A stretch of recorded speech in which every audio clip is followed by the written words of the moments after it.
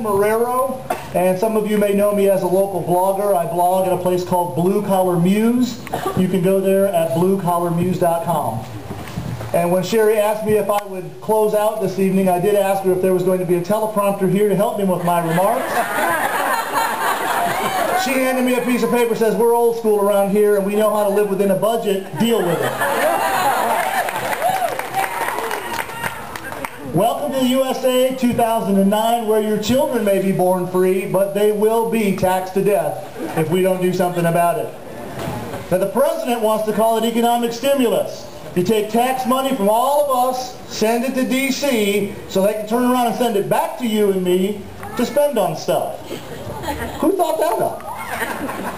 That kind of a plan works not at all or badly.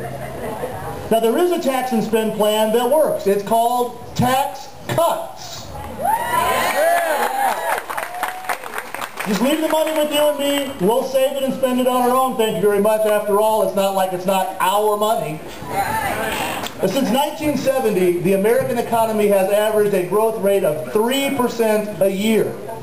Now, some of you may remember a recent president who enacted tax cuts and got 5% per year growth. Not bad. Now, some of you are thinking that was Ronald Reagan. You'd be wrong. The Reagan tax cuts only provided about 4% a year growth. Who had the 5% a year growth? John F. Kennedy, a Democrat who understood economic stimulus. And given what's going on in Washington, D.C. today, I think it's safe to say to our president, Mr. President, you are no Jack Kennedy. Both Democrats and Republicans have historically used tax cuts to stimulate the economy. Today's Democrats want tax increases and increased spending to stimulate the economy.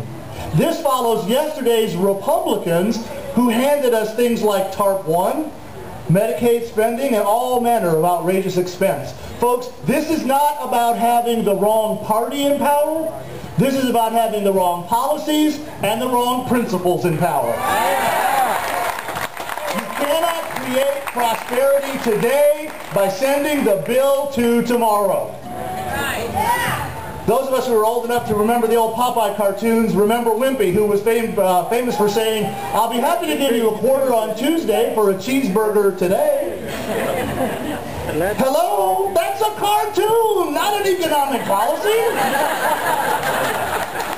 Yet that is Washington's plan. And any benefit that comes from that plan will come from your children's liberty and your grandchildren's prosperity. What manner of adult does not stand up to that and go, no, we will sacrifice today so our children and our grandchildren have it better? Isn't that what adults do? Well, unless you vote for a living. But where do we go from here? The signers of the Declaration of Independence understood a few things. Most of them, as I mentioned earlier, were ordinary men who found themselves in extraordinary times. They opposed a powerful government, and they had no guarantee of success. But they were wise enough not to fight alone, and they were wise enough not to fight in their own strength.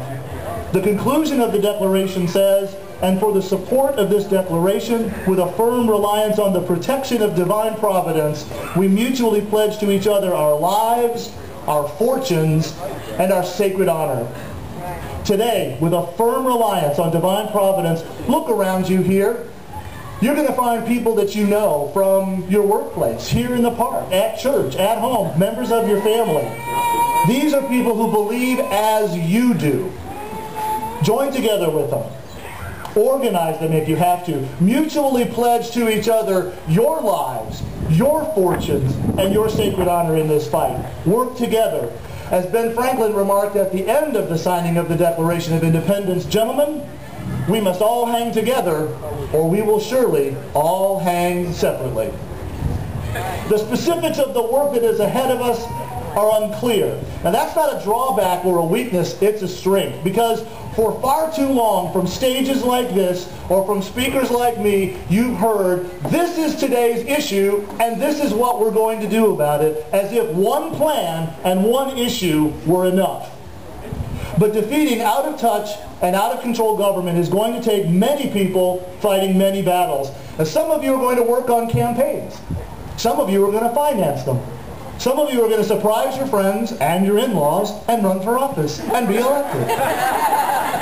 Others of you are going to join folks like Drew and Bobby, and you're going to tirelessly work for things like individual liberty, limited government, low taxes, and government transparency. The possibilities are endless, and they are all necessary, but they all begin with us banding together and promising that we will not let our differences keep us from working with people in the areas in which we agree. So get informed. Pay attention and look for practical opportunities as they come up. Go to TCPR's site. Go to Bobby Petre's site. Listen to Steve Gill's radio show. Come by my blog and read. Get some ideas. If you don't like what you read, or if you have a better idea, fantastic. Start your own group and raise a standard that the rest of us can come and rally to. Help to bring about what Abraham Lincoln called a new birth of freedom, that government of the people, by the people, and for the people shall not perish from the earth. Folks,